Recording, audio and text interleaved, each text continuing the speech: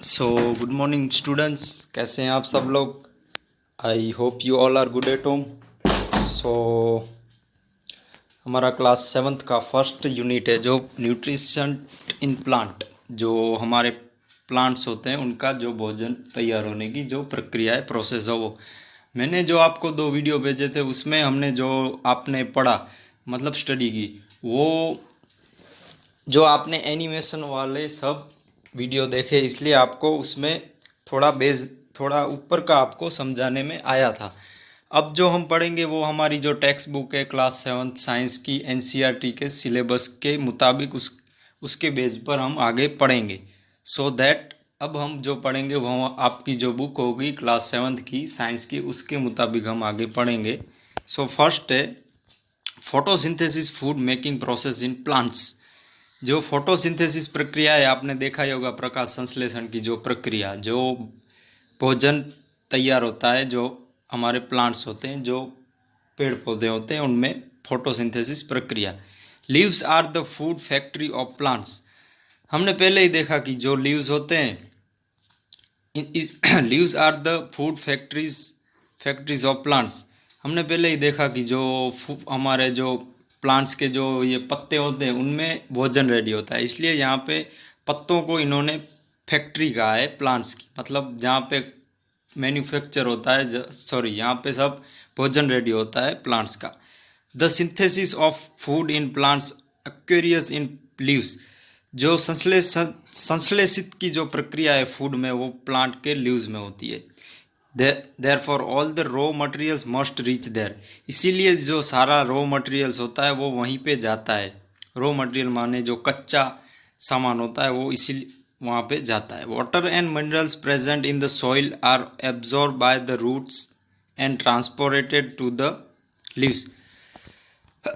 अब जो पानी और मिनरल्स होता है वो सॉइल के द्वारा एब्जॉर्ब वो किया जाता है रूट्स, सॉरी जो पानी और मिनरल्स होता है वो कहाँ प्रेजेंट होता है, वो होता है सॉइल में। जो सॉइल हमारी जो खाद रेती जो जिसे हम जो नीचे खाद रेती जो होती है जिसमें ये सारा सॉइल और मिनरल्स होते हैं वो एब्जॉर्ब हो जाते हैं रूट्स में। रूट्स एब्जॉर्ब का मतलब अवशोषित, जो उसको एब्जॉर्ब कर लेता है, खींच लेता है, उसमें सारा पोषण रूट्स में ले लेता है। रूट्स के द्वारा वो लीव्स में जाते हैं। रूट्स माने जो मूड होते हैं, जो मूड के छोटी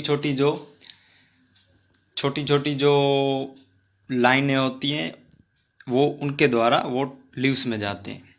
carbon dioxide from air is taken in through the tiny pores present on the surface of the leaves.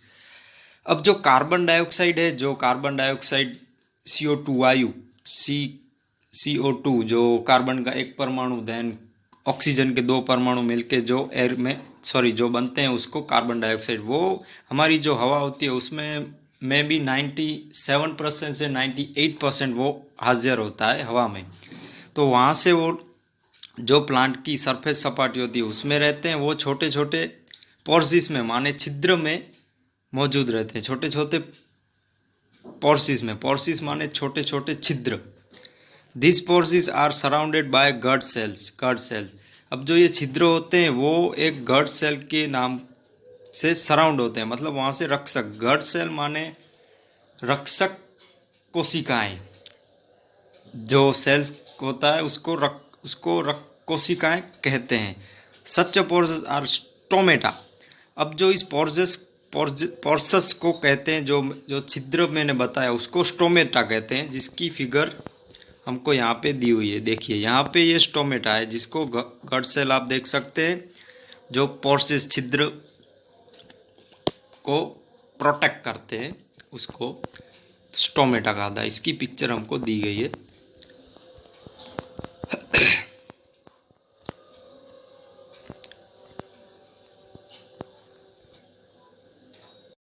सो हमने स्टोमेटा की फिगर देखी, स्टोमेटा। बोजोस went to know how water and minerals absorb by roots reach the leaves. अब जो बोजो है आपको शायद पता ही होगा, बोजो और पहेली ये हमको क्वेश्चन भी कभी कभी बीच में पूछते हैं या फिर कभी कभी कोई ऐसे फैक्ट भी हमको बताते हैं कि हमने जो टॉपिक पढ़ा मतलब स्टडी की, तो उसके रिलेटिव कोई क्वेश्चन भी हमसे पूछते हैं या फिर कोई ऐसे फैक्ट पूछते हैं, तो अब वो जो है वो जानना चाहता है कि पानी और मिनरल्स कैसे एब्जॉर्ब होते हैं रूट्स के लीव्स तक, मतलब रूट द्वारा वो लीव्स में कैसे जाते हैं। ये भी एक सोचने वाली बात है। जैसे जो पानी मिनरल्स एंड वाटर है, वो तो जो हमारी सॉइल माने रेत जो हमारी ज़मीन होती है उसके नीचे के भाग में है, तो वो ऊपर कैसे जाएंगे, सो दैट इसकी प्रोसेस अब हम देखेंगे वो ऊपर कैसे जाएंगे। Water and minerals are transported to the leaves by the vessel which run like pipes throughout the root the stem the branch and the leaves. Sorry, जो पानी मिनरल्स हैं वो ट्रांसपोर्ट लीव तक कैसे होते हैं, vessel which run like pipes throughout the root. जो एक वेसल होती है जिसे हम पाइप भी कह सकते हैं, जैसे पाइप कैसे नीचे से ऊपर पानी ले जाते हैं, जैसे इसी तरह वो रूट से फिर सीम माने स्टीम माने जो जो डांडी होती है, जो पेड़ के अंदर बीच बीच में जो ऐसी टहनियाँ होती हैं वो, फिर ब्रांचेस जो ब्रांच होती हैं वो, और लीव्स तक वो जाते हैं। मैं आपको ये सिंपल समझाऊं तो ये ऐसे कहना चाहते हैं, पानी और मिनरल्स जो लीव्स तक जाते हैं एक वेसल नाम की सिस्टम के द्वारा। जैसे पाइप्स कैसे होते हैं, पाइप इसी तरह वो ऐसे जो हमारे प्लांट्स हैं उसी में ऐसी सिस्टम होती है कि वो नीचे से पानी ऊपर जाता है, नीचे से पहले रूट में, फिर स्टीम में, फिर ब्रांचेस में, देन लीव्स में ऐसे जाता है। लीव्स माने पत्तियों में वो जाता है। मैं आपको एक एग्जांपल के साथ ये समझाता हूँ। जैसे हमारे घर पे, हम सभी के घर पे मोटर अवेलेबल होगी, तो हम क्या करते हैं, नीचे से पानी हम हमारे मोटर से पानी हम हमारे जो घर का ऊपर जो टेरेस पे जो पानी की जो टंकी होती है उसमें हम पानी भेजते हैं। कैसे हम मोटर ऑन करते हैं तो कैसे ऊपर जाती है, इसी तरह ही हमारे जो प्लांट्स होते हैं उसी में एक ये नेचुरली सिस्टम हमको कुदरत ने दी, सॉरी ट्रीज को कुदरत ने ऐसी दी है, नेचुरली सिस्टम है। They they from the continuous path of passage for the nutrition to reach the leaf. अब ये कंटिन्यू, ये लगातार होता ही रहता है, न्यूट्रिशन उनको ऐसे मिलता है लीफ में। You will learn about transport of materials in plants in chapter 11। तो अब हमको ये जो मटेरियल जो होते हैं, जो इनका भोजन होता है, वो कैसे ट्रांसपोर्ट किया जाता है, उनमें कौन से ऐसे प्रोसेस होती है, वो सब हमको हमारा जो 11th चैप्टर है उसमें बताए में आएगा। सो आपको ये इतना पैराग्राफ समझा देता हूँ वापस में एक बार आपको। जो पानी और मिनरल्स होते हैं वो एक लीव, एक पाइप, जैसे हम कैसे घर पे मोटर की सिस्टम होती है, ऐसे ही जो पेड़ होते हैं उसी में नीचे से ऊपर जाने की एक नेचुरली प्रोसेस है। पहले वो रूट में जाती है, देन स्टीम में, देन ब्रांचेस में, एंड वो लीव्स तक पहुंचते हैं ये सब मटेरियल्स। ये कंटिन्यू होता है, न्यूट्रिशन इनको कंटिन्यू ऐसे मिलता है। और आप ये ट्रांसपोर्ट मटेरियल वाला जो कॉन्सेप्ट है वो आप चैप्टर 11 में पढ़ेंगे। पहली wants to know what is so special about the leaves that they can synthesize food but other parts of the plant cannot। अब जो हमने यहाँ पे देखा था, वो जो ने भी क्वेश्चन किया उसका भी हमको जो इस पैराग्राफ में आंसर मिल गया। देन अब पहली है, वो ऐसा जानना चाहती है कि ऐसा स्पेशल क्या है लीव्स में, ऐसा जो ट्रीज का जो एक पार्ट से जो लीव्स है उसी में ही क्यों भोजन रेडी होता है, और भी पार्ट्स हैं जैसे ब्रांचेस हैं, जैसे स्टीम में, रूट है, उन सभी में भोजन रेडी क्यों नहीं होता। तो ये भी एक जानने वाली बात है कि हाँ, पेड़ है, ट्री है, तो ट्री के और भी पार्ट्स हैं, उनमें भोजन रेडी क्यों नहीं होता। तो ये लीव्स में क्यों इतना सब कुछ प्रोसेस अवेलेबल है। सो अब हमको आगे इसी के बारे में बताने में आया है। The leaves have green pigment called chlorophyll. आपने जो हमारा फर्स्ट 2 वीडियो थे उसमें आपने देखा ही होगा क्लोरोफिल के बारे में। जो लीव्स है, जो पत्ते हैं, उसमें ग्रीन पिगमेंट है जिसे क्लोरोफिल कहते हैं। जो क्लोरोफिल है उसी की ही वजह से उसमें भोजन रेडी होता है। Its help leaves to capture the energy of the sunlight. अब जो क्लोरोफिल है इसकी मदद से हेल्प मिलती है लीव्स को कि वो जो एनर्जी है, जो सनलाइट में से जो उसको एनर्जी मिलती है, उसको वो कैप्चर माने खींच लेती है उसको एनर्जी को, जो सूर्य में से हमको जो भोजन किरण, उसमें किरण की ताकत वो खींच लेती है। This energy use to synthesise food from carbon dioxide and water. अब जो ये एनर्जी है वो यूज़ करते हैं उसका सिंथेसाइज माने प्रिपेयर करने में उसका भोजन। फॉर इसके लिए हमको दो ऐसे मटेरियल्स चाहिए, carbon dioxide and water. Carbon dioxide माने एक वायु है, कैसे CO2 को, जैसे CO2 इसका फुल फॉर्म CO2 का फुल फॉर्म कार्बन डाइऑक्साइड होता है CO2, एंड वाटर माने पानी। Since the synthesis of food occurs in the presence of sunlight. अब जो ये सिंथेसिस है, ये जो भोजन बनाने की जो प्लांट्स में प्रक्रिया है, सिंथेसिस जो फूड होता है, उसके लिए हमेशा सनलाइट का प्रेजेंस मतलब सनलाइट की हाजिरी होना ज़रूरी है। वो नाइट में नहीं बनेगा, वो जब सूरज की जब रोशनी होगी उसमें ही बनेगा। It's called photosynthesis, photo light synthesis to combine. So इसीलिए इसको फोटोसिंथेसिस कहा गया है। इस आप एक फोटोसिंथेसिस पूरा शब्द देखिए, देन उसको यहाँ पे काउंस में दिया गया है, अलग कीजिए तो फोटो होता है, लाइट होती है, सिंथेसाइज। अब इन तीनों का कंबाइन होकर फोटोसिंथेसिस प्रक्रिया प्रोसेस बनती है। जो फोटो माने लाइट, फोटो लाइट सिंथेसिस, जो एक ही शब्द में तीन तीन इनके पार्ट्स करके फोटोसिंथेसिस का हमको मतलब समझाने में आया। इन तीन का कंबाइन करेंगे तो फोटोसिंथेसिस होगा। So we find that chlorophyll, sunlight, carbon dioxide and water are necessary to carry out the process of photosynthesis। तो अब हमने क्या पाया कि क्लोरोफिल, सनलाइट जो धूप होती है वो, carbon dioxide and water are necessary to carry out the process of photosynthesis. तो ये जो एक chlorophyll, then sunlight, carbon dioxide and water, ये चार ऐसे इंग्रेडिएंट्स जो सामग्री है, इसके बिना इसका भोजन तैयार नहीं होगा, फोटोसिंथेसिस प्रोसेस ही नहीं होगी। इसके लिए जो मेन जो पिगमेंट है वो chlorophyll, sunlight, carbon dioxide and water, they are 4 ingredients that process photosynthesis के लिए ये ज़रूरी है। It is a unique process on the earth. अब ये जो प्रोसेस है वो यूनिक है, माने बहुत ही रेयर प्रोसेस है, माने बहुत ही कीमती प्रोसेस है अर्थ के लिए, हमारी पृथ्वी के लिए। The solar energy is captured by the leaves and store in the plant in the form of food.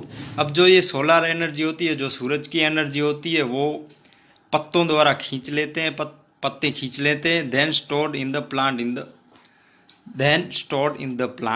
The form of the food. अब जो ऊर्जा माने भोजन को ये स्टोर कर लेते हैं अपने प्लांट में फूड के फॉर्म में। Thus sun is the ultimate source of energy for all living organism.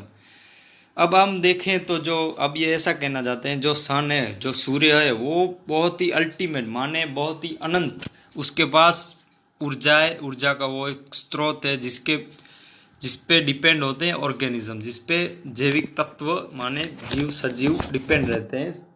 जो मैं आपको बताना चाहूँ तो ये जो सूर्य है, सूर्य के बिना हमारी पृथ्वी हो ही नहीं सकती, वो हमको आगे ही बताने में आएगा। जैसे जो सूर्य है उसकी ऊर्जा से हम ढेर सारी और भी बहुत सारी चीज़ें हैं जिसे हम कर पाते हैं। सूर्य न होता तो पृथ्वी पे जीवन शक्य ही नहीं होता। इसलिए जो सन है वो बहुत ही ताकत देता है हमको, जो हमारा सर्वाइवल है उसको आगे बढ़ाने के लिए। मतलब सन एक इम्पोर्टेंट है हमको पृथ्वी पर सर्वाइवल करने के लिए। Can you imagine life on earth in the absence of photosynthesis. अब आप क्या ये इमेजिन कर सकते हैं, आप ये कल्पना कर सकते हैं कि अगर ये फोटोसिंथेसिस प्रक्रिया पृथ्वी पे हाजिर नहीं होगी तो हमारा जीवन कैसा होगा।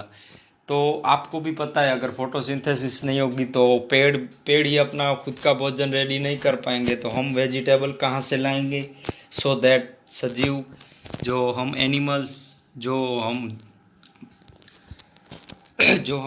ह्यूमन हैं, ह्यूमन बीइंग के लिए भोजन रेडी नहीं होगा। जैसे ट्री को ही भोजन नहीं मिलेगा तो ट्री में से हम भोजन लेते हैं, मतलब हमको भोजन नहीं मिलेगा, मतलब जीवन शक्य ही नहीं है। In the absence of photosynthesis there would not to be any food. मैंने आपको पहले ही बताया, अगर फोटोसिंथेसिस की हाजिरी नहीं होगी तो किसी का भी फूड रेडी नहीं होगा। The survival of almost all living organism directly और indirectly depend upon the food made by plants. मैंने आपको पहले ही बताया, जो ह्यूमन है मैं जो हम सजीव हैं, हमारे लिए सर्वाइवल के लिए ऑलमोस्ट सभी सजीव के लिए या डायरेक्टली या इनडायरेक्टली, मतलब प्रत्येक रूप से या अप्रत्यक्ष रूप से हम सभी फूड पे डिपेंड रहते हैं। जो फूड कहाँ से बनता है? प्लांट्स में से। इसीलिए अगर आप ट्री में भोजन मिलेगा तो ही हमको भोजन मिलेगा। इसलिए photosynthesis is very important process for human being beside oxygen which is essential for the survival all of living organism is produced during photosynthesis। अब दूसरी तरह हमको ये बता रहे हैं कि फोटोसिंथेसिस से हमको जो ऑक्सीजन चाहिए, beside oxygen which essential for the survival, हमको सर्वाइवल के लिए ऑक्सीजन जो वायु है वो भी ज़रूरी है, of the living organism in produce during photosynthesis, कि हमको फोटोसिंथेसिस से जो ये प्रोड्यूस होता है ऑक्सीजन वायु। अब मैं आपको ऑक्सीजन वायु वाला थोड़ा समझाता हूँ। जैसे हम सांस लेते हैं, जैसे हमने ऐसे सांस ली तो हमने क्या लिया? ऑक्सीजन लिया। और ये ऑक्सीजन हमको कहाँ से मिलता है? जो हमारे ट्री होते हैं उसमें से मिलता है।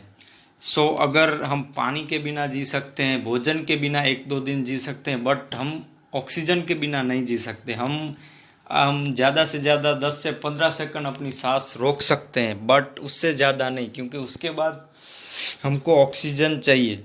मैं जैसे ब्रीथिंग कर रहा हूँ, हम जब ब्रीथिंग लेते हैं ऐसे तो हम ऑक्सीजन लेते हैं, तो ऑक्सीजन भी हमको इसी प्रोसेस से मिलता है। इसलिए ऑक्सीजन बहुत ही इम्पोर्टेंट है। हमको भोजन 1-2 दिन नहीं मिलेगा तो भी चलेगा, but oxygen is very required. उसके बिना जीवन संभव नहीं है। In the absence of photosynthesis life would be impossible on the अर्थ। हमको इन्होंने बताया है कि अगर फोटोसिंथेसिस एब्सेंस मतलब इसकी हाजिरी नहीं होगी तो पृथ्वी पे हमारा जीना मुश्किल है, मतलब इम्पॉसिबल है। आपको पता है कि भोजन भी हमको नहीं मिलेगा, फोटोसिंथेसिस नहीं होगा, और हम जो ऑक्सीजन वायु लेते हैं, सांस लेते हैं, उसमें जो हम ऑक्सीजन वायु लेते हैं वो भी नहीं मिलेगा। मतलब हमारा फोटोसिंथेसिस के बिना पृथ्वी पे रहना मुश्किल है। During photosynthesis chlorophyll contain cells of leaves. अब हमको यहाँ पे इन्होंने पूरी प्रक्रिया बताई है कि कैसे जो क्लोरोफिल होता है उसमें क्या क्या होता है उसके बारे में। During photosynthesis chlorophyll contain cells of leaves in the presence of sunlight use carbon dioxide and water to synthesise carbohydrates. The process can be represent as an equation. अब हमको यहाँ पे इन्होंने बताया है कि ड्यूरिंग फोटोसिंथेसिस की प्रक्रिया के द्वारा chlorophyll containing cells of leaves, अब वो जो लीव्स के अंदर जो सेल होते हैं उसमें रहता है। माने सेल्स माने मैंने आपको पहले बताया कोशिकाएं, जो कोशिकाएं होती है उसमें रहता है। मैं आपको यहाँ पे पिक्चर भी दिखाता हूँ फिगर 1.12 में। हाँ, फिगर 1.12 में जो सेल आप यहाँ पे क्लोरोफिल देख सकते हैं, यहाँ पे है। हाँ यहाँ पे स्टोमा है, गट सेल है, यहाँ पे आप देख सकते हैं ये क्लोरोफिल है। बहुत ही सूक्ष्म रचना दी गई है chlorophyll. In the presence of sunlight, ये सनलाइट की हाजिरी में बनता है। Use carbon dioxide and water to synthesise carbohydrate. अब ये सनलाइट की मदद से, कार्बन डाइऑक्साइड एंड वाटर की मदद से ये सिंथेसाइज होके कार्बोहाइड्रेट्स बनता है। Carbon dioxide plus water then sunlight और क्लोरोफिल, इन चारों की मदद से कार्बोहाइड्रेट्स बनता है। यहाँ पे फिगर 1.3 में हमको दिखाया गया है कि आप देख सकते हैं लाइट, जो सूर्य की लाइट है, यहाँ पे क्लोरोफिल इन लीफ, क्लोरोफिल लीफ में कार्बन डाइऑक्साइड यहाँ से जा रहा है। मैंने आपको बताया कि जब हम सांस लेते हैं तो कैसे ऑक्सीजन मिलता है, तो वो ऑक्सीजन हमको पेड़ पौधे ही देते हैं। यहाँ पे आप वाटर एंड मिनरल्स भी देख सकते हैं।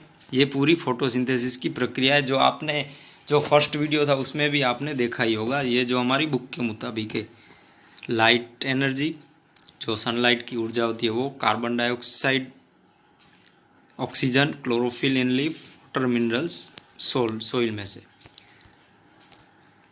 वाटर सिंथेसिस, कार्बोहाइड्रेट्स हमको मिलता है। The process can be represent N equation. अब हमको यहाँ पे इन्होंने इक्वेशन दी गए।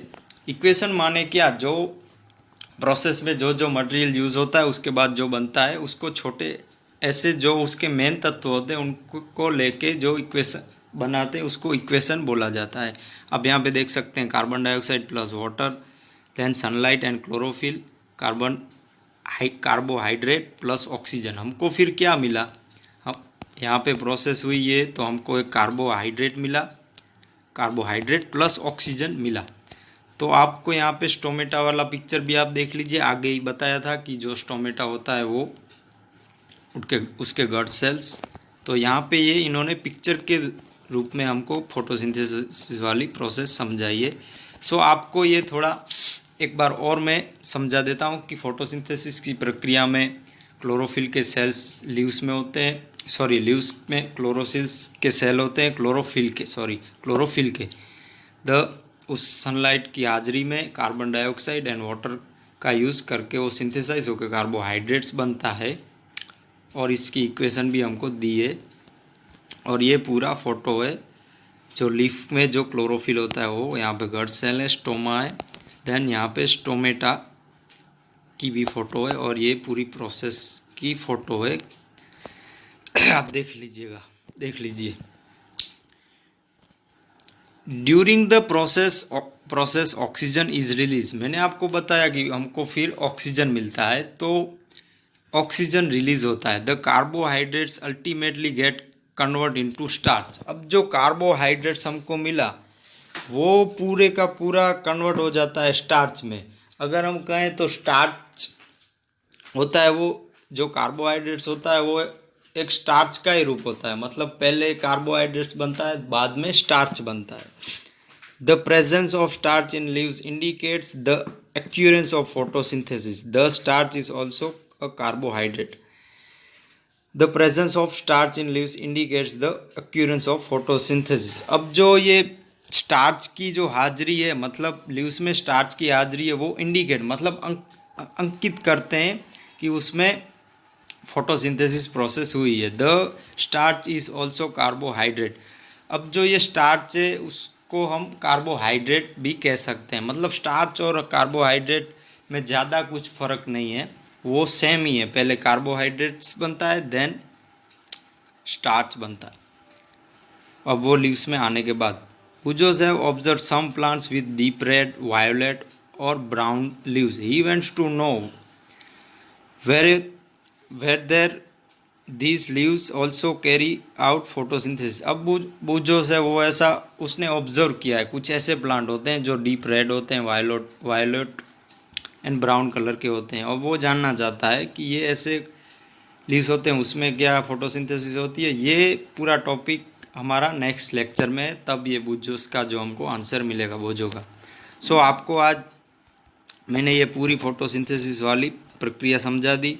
सो इसमें आपको कोई क्वेरी हो तो मेरा कांटेक्ट करिएगा, गौतम सर मेरा नाम है। देन आपका होमवर्क मैं आपको कल ग्रुप में, आपको आज ही ग्रुप में भेज दूंगा जो आपका होमवर्क है, और उसकी फ़ोटो आप मुझे सेंड कर दीजिएगा। मैं इसी में से ही आपको क्वेश्चन बना के भेजूंगा और इसकी PDF भी भेजूंगा। सो आपको सब समझ में आ जाएगा कि क्वेश्चन के आंसर क्या लिखने हैं। मैं आपको 5 से 6 ऐसे क्वेश्चन भेजूंगा। सो आपको लिखने होंगे और उसकी फ़ोटो मेरे WhatsApp नंबर पे सेंड करनी होगी। So thank you childrens, take care, bye bye.